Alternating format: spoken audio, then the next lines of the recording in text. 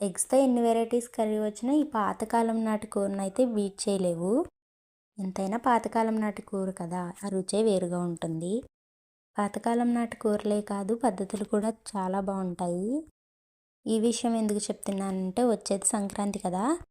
ఇంకా ప్రతి సంక్రాంతికి అమ్మ వాళ్ళ ఇంటికెళ్ళడం అలవాటు కదా అందరికీ. ఈ సంక్రాంతికి మీరు వెళ్తున్నారా? నేను కూడా వెళ్తున్నాను. మర్చిపోయాను. పాతకాలం పద్ధతి అన్నాను కదా! ఆ పద్ధతి ఏంటంటే ఇంక కూతుర్ని, అల్లుడిని పిలవడానికి పేరెంట్సో, బ్రదర్సో వస్తూ ఉంటారు కదా! ఈరోజైతే మా ఇంటికి మా బ్రదర్ వచ్చారు. ఇంతకీ ఈ సంక్రాంతికి మీరు వెళ్తున్నారా లేదా? కామెంట్ సెక్షన్‌లో కామెంట్ చేయండి. ఎంత హ్యాపీగా ఉన్నారనేది నాతో షేర్ చేసుకోండి కామెంట్ సెక్షన్‌లో. ఇంక కర్రీ విషయానికొస్తే పాతకాలం నాటి పద్ధతిలో ఎగ్ కర్రీ అయితే చేస్తున్నాను. ఆనియన్స్ అనేవి గోల్డెన్ బ్రౌన్ కలర్ వచ్చే వరకు ఫ్రై చేసుకోవాలి. అలా గోల్డెన్ బ్రౌన్ కలర్ వచ్చిన తర్వాత ఇందులోనే హాఫ్ టీ స్పూన్ పసుపు వేసుకొని బాగా ఫ్రై చేసుకోవాలి. ఇలా మొత్తం బాగా ఫ్రై చేసుకున్న తర్వాత ఇందులోనే మనం ముందుగా కట్ చేసి పెట్టుకున్న టమాటో ముక్కలను కూడా వేసుకొని ఒకసారి కలుపుకొని మూత పెట్టుకోవాలి.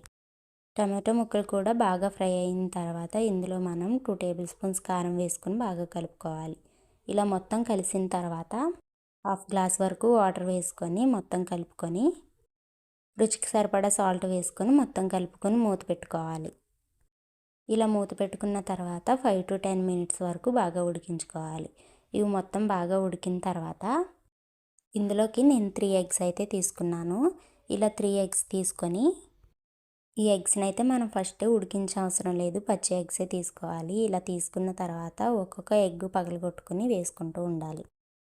ఈ 3 ఎగ్స్ ఒకదాని తర్వాత ఒకటి పగలగొట్టి వేసాను. ఇలా వేసిన తర్వాత కర్రీని అయితే మనం కలపకూడదు.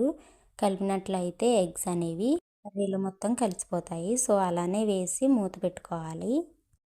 ఇలా మూత పెట్టుకున్న తర్వాత ఒక 5 మినిట్స్ పాటు ఉడికిన తర్వాత మూత తీసి ఒకసారి చూసి మళ్ళీ మూత పెట్టుకుని ఇంకో 5 మినిట్స్ పాటుకు ఉడికించుకోవాలి. ఇలా ఉడికించుకున్న తర్వాత కర్రీ అయితే రెడీ అయిపోతుంది. ఇలా రెడీ అయిపోయిన కర్రీలో లాస్ట్‌లో కొంచెం చికెన్ మసాలా కూడా వేసుకొని కర్రీలోని ఎగ్స్ విడిపోకుండా లైట్‌గా కలుపుకుంటూ ఉండాలి. అంతే అండి. చాలా ఈజీగా అయిపోయి టేస్టీగా ఉండే పాతకాలం నాటి ఎగ్ కర్రీ అయితే రెడీ అయిపోయింది.